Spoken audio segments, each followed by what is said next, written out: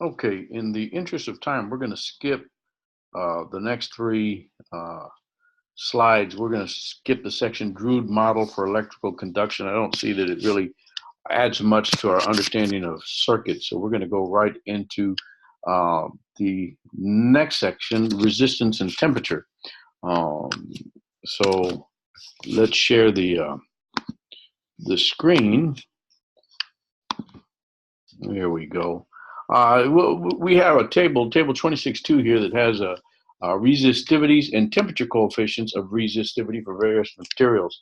So if I don't recall if we've looked at the resistivity, that's the rho, the symbol rho in the upcoming. Well, I'll just show it now. The in this equation, rho is the resistivity, and alpha is the temperature coefficient, um, and it's expressed in inverse degrees. Uh, so the resistivity is ohms, ohm meters, and you can see some of the values here, and then the temperature coefficient is how it changes. Um, how the resistivity changes with temperature, and we'll do some homework examples to go through this. But basically, you have the resistivity is equal to the resistivity plus times 1 plus alpha times the delta T, where T0 is, if you look in the notes, the values are at 20 degrees C. So we can, it doesn't have to be 20 degrees C, but at some starting temperature, you'll be given a resistance, an initial resistance and an initial temperature, and then given the change in temperature and the temperature, the alpha for the material, you can calculate the new resistance. Um, so the resistivity is a function of temperature.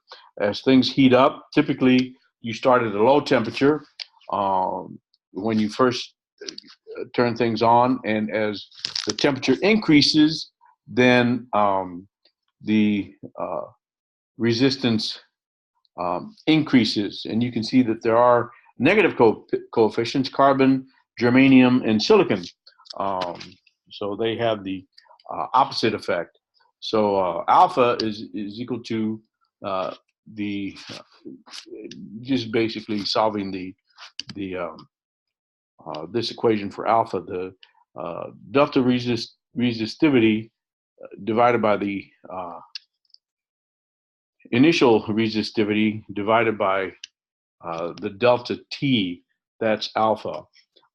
So the resistance is, it's the same equation as the resistivity. The resistance goes up. You give the initial resistance R0 times 1 plus alpha T minus T0. And I'll do a homework example that shows that. Now, as T approaches absolute zero, the resistivity approaches a non-zero value because there's always motion going on. For some metals, the resistivity is nearly proportional to the temperature, but there's a nonlinear region always exists at very low temperature because the resistivity usually reaches some finite value as temperature approaches absolute zero. There's some residual resistivity near absolute zero caused primarily by the collision of electrons with impurities and imperfections in the metal. Okay.